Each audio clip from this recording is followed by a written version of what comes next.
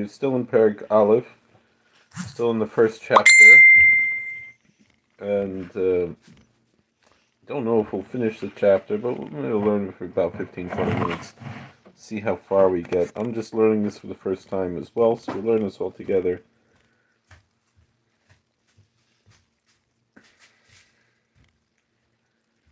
So we'll just go do a little bit of Chazar, what we learned last time, that the concept of Midas Ha'ayin, of considering ourselves like nothing, and that the main idea of this is to cancel ourselves in front of God. Very similar, Lahavdil, many have pointed out that this is similar to the concept that we see in other religions, particularly in Taoism, of just letting go and letting God, going with the flow. But the way that we encounter this bittul, this self-cancellation, is to understand that everything that happens to a person is from God's hand. If a person could live for 1,000 years, he couldn't understand the ways of God. It's quoting from the hymn Karibon. And so therefore a person has to cancel his own intelligence and understand that God's wisdom is so deep. And so God is the cause of everything. And when a person has different times that are difficult happen to him, he shouldn't think, well, if I would have done something a little bit different, this bad thing would not have happened. Rather, a person should humble himself, cancel his own mind, his own opinion, totally, and understand that God runs the world with kindness and all of his creatures with mercy, and he knows what's really best. As we discussed last time, a child thinks eating candy is good and eating broccoli is bad, right? But the parent understands that the broccoli is good. The candy could do damage. So God knows what's best. And so whatever God brings on a person that appears to be bad, that's really the best thing that could happen. Even if if a person doesn't understand it. And everything that a person does cannot change God's will. That's the first step on the ladder toward self-denial and self-cancellation. That you cancel your feelings and your thoughts in front of this clear knowledge that everything comes from God, from the highest level of intelligence. So that we read last time. So let's go a little bit further. So what was the sin of Adam? Big question here. So the Rebbe says here that the sin of Adam was arrogance. When a person is, and I'm just translating, I won't read the Hebrew, I'm just going to translate. When a person is worthy to have this understanding and this discernment that a person's mission in this world, from the beginning of creation until this very day, until now, is that when God created this world, he created Adam on a very high level, in a very high archetype. This is what it says in Genesis chapter 1, verse 27. V'yivra Elokim es Adam etzalmai b'tzelem Elokim bara Isai. That God created Adam in his image, in the image of God he created him. That's why he's called Adam, because and I think we actually read this already, that in Isaiah 14:14, that Nebuchadnezzar said on himself that Adam el Elyon, I'll cause myself to resemble the Most High. So this was the intention in forming Adam, that you illuminate the whole creation to cancel itself in front of God perfectly, because the name Adam, we read this already, I'm sorry that I forgot. It has the Aleph, which represents Alufa Shel Olam, it represents God. which is also this attribute of ayin, of nothing. And then dam is blood. That man is made of flesh and blood. It means that a person's whole mode of worship in this world is to bring the aleph, the alufo shalom, to bring God to the dam, to the blood, to the flesh and blood. And you cancel all of your own energy, and your body and your mind to the will of God. And this is how the world exists. Until the snake came and fooled Adam and Eve, it says here Eve first, then Adam, to eat from the tree of knowledge.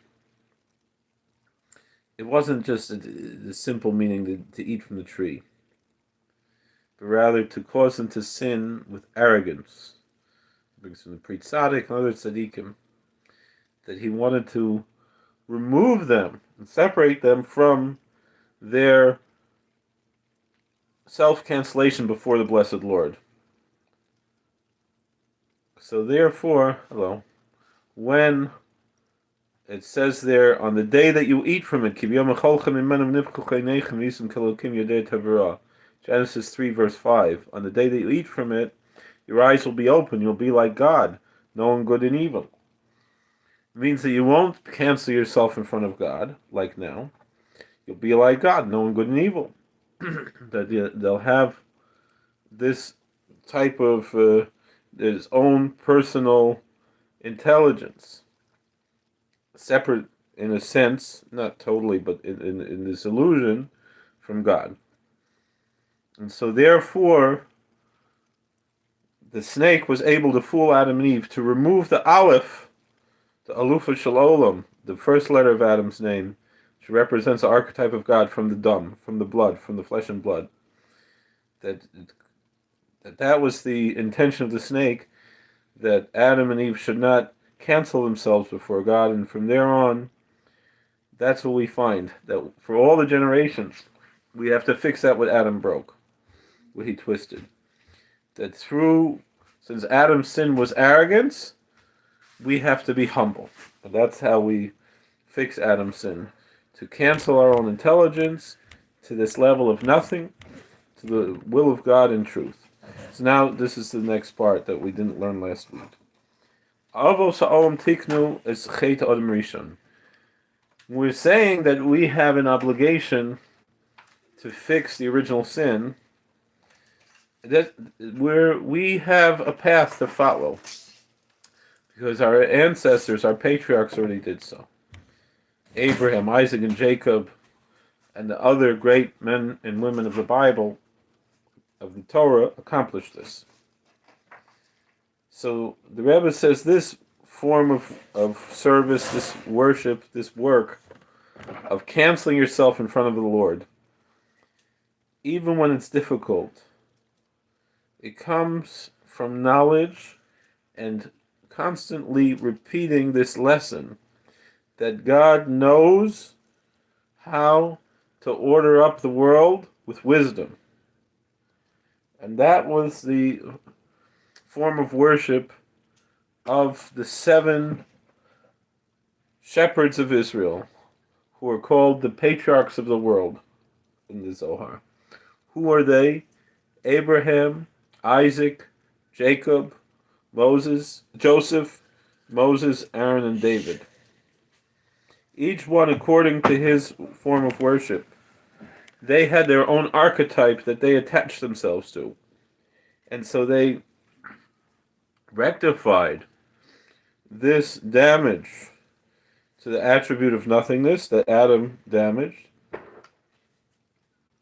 As the rabbis say in Gemara Sanhedrin, the Talmud, Sanhedrin 38b, Adam Rishon Min Hoya, that Adam, the first man, was a sectarian, he was a heretic.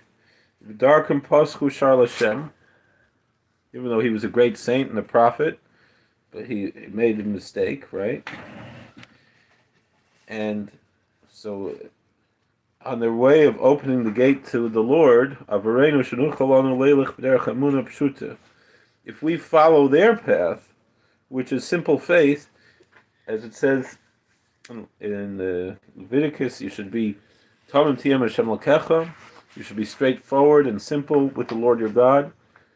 That's how we fix our own portion in that sin, because since we all, Adam included the souls of every human being, so each and every one of us had a share in the original sin, and so therefore we each have an obligation of rectification of the original sin. And we learn these through the archetypes of the 7 great patriarchs. Avram Avinu, Abraham, our patriarch. As we learn, we look at the words that he said in front of God. In Genesis 18, verse 27, Abraham expressed his humility how? He says, He says, now I approach, perhaps to speak before the Lord, and behold, I am but dust and ashes. That's what Abraham said. That even though God revealed such great love to Abraham, despite this, Abraham did not become arrogant. He canceled himself before the Lord like dust and ashes, like he's not equal to anything. And that's what he did with all of his tests. He didn't think behind or after the ways of the Lord, and he believed in the Lord. He had trust and faith. And when it says that God showed tremendous love to Abraham, we see Rashi says that I'm elevated from him, and he's very beloved by me to be this great nation, and that all the nations of the earth should be blessed through him. And then this idea that he was dust and ashes and he's not equal to anything. So Sfas Emes says that the concept of self-cancellation that Abraham and Sarah embodied, Medrash brings Psalm 37 verse 19, that the Lord knows the ways of the upright. That just like they're upright, so also their years are upright. Rashi explains, and in Genesis 23:1, it says that the years of the life of Sarah, they were all equal for good. Meaning this concept of equanimity that's written in the Chovos Levavos, in the duties of the heart. It's a very high level that a person should accept everything that happens in a simple way. Because the truth is, there's a test of poverty and there's a test of wealth. Sarah, she had a lot of difficulty early on in life, the famine, and she was kidnapped by Pharaoh and Abimelech. In the end of her life, she had everything good. And there was no change in her from this. So the Mishnah says that Abraham was tested with 10 tests. He stood up in all of them to show the beloved nature of Abraham, our patriarch, peace be upon him. May he rest in peace. It means that in the tremendous love that Abraham had for God, all the winds of the world couldn't move him from his place. He stayed very simple. He didn't feel anything that passed over him. It's not like people who there's so many changes that happen to them every day. But they don't change. That's what it says in Proverbs 31, verse 12. We say in the Eishes Chayil Friday night, Kamlasu tov v'lo ra, kol yemei chayeho. She's given good and nothing bad all the days of her life. The Medrash Tanchuma says that it includes all kinds of changes and tests, whether it's a test of poverty or a test of wealth. And when it says that they're perfect, so too their years were perfect because they were above time, they transcended time. As the Jerusalem Talmud said, I wake up the morning and the morning doesn't wake me up. Even though there's something new every day, it's not similar, And there's a change every day and every year. Sometimes for good, sometimes opposite. But since the saints are l'malam and zman, they transcend time. They bring this simplicity even into time. The next patriarch was Yitzchak Avinu, Isaac, our patriarch. Called Kulei Bittul Hashem Yisborach. He was totally nullified in front of God. So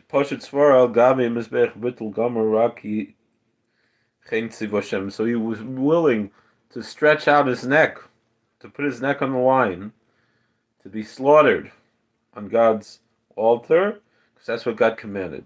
Yaakov Avinu, Jacob, our patriarch, even though he had so many troubles all the days of his life, despite that, he went in a straightforward, simple way. Yaakov Ishtam. Genesis 25:27 says Jacob was a simple man. Im Hashem. He was together with God. It says in the book of Amos, chapter 5, verse 7, Yaakov Kikotenhu, who's going to raise up against Jacob, he's small, that he was perfect in his attribute of humility and self-cancellation. Yosef Tzaddik, Joseph, the saint, Katanan Shel Shvatim. He was essentially the youngest of the 12 brothers, except Benjamin was younger. It was enough to think of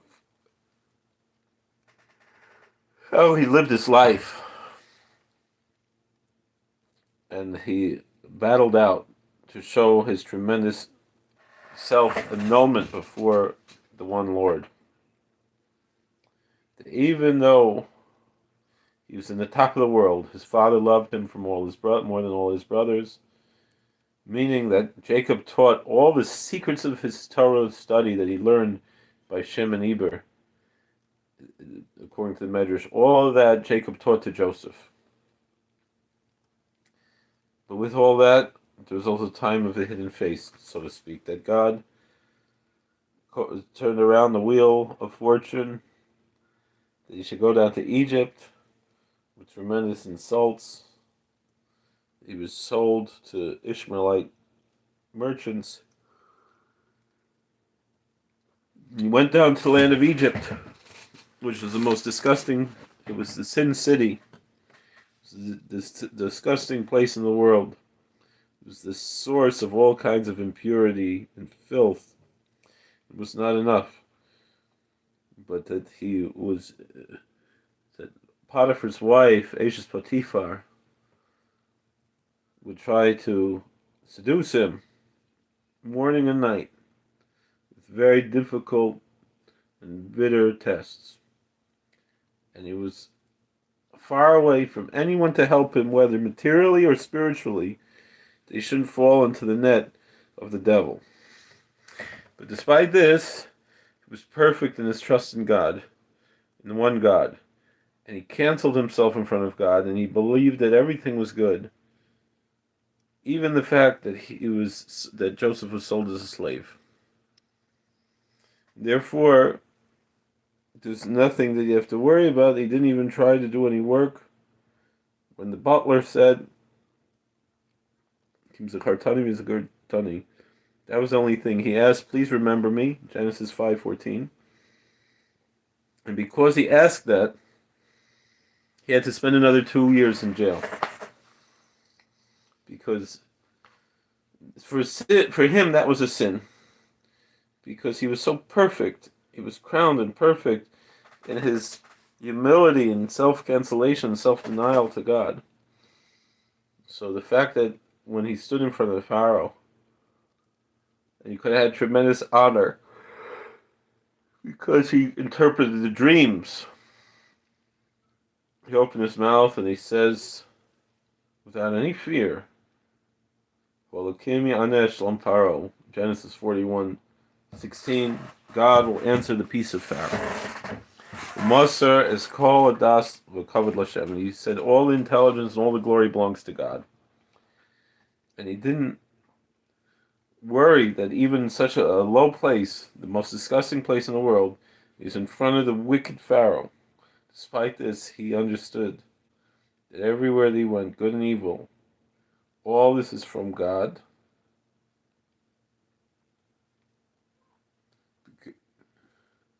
And also, when God does good for you, um, that you have to, that like meaning that he made him the viceroy, second to the king over all Egypt. He knew it was all from God. And he says that God sent him and placed him to be a lord over all of Egypt. It's Genesis 45:9, because it was so clear that he was nothing, and all of his path was already decreed from God, and all of the glory and the kingdom belongs to God. Moses, Moshe Rabbeinu, Aaron Achiv, Moses and Aaron, his brother, they also had this attribute of ayin, of self-cancellation. It says, "V'yish Moshe honor from Mikol Adam." Numbers chapter 12, verse 3 says that Moses was the most humble from all people. And the Yisrael Amar v'nachnu mag hisolinu. The Israelites said, "Who are we that we should complain?" And then when they asked for food from Aaron, he said, "Who's Aaron? Why are you depending on this instead of God?"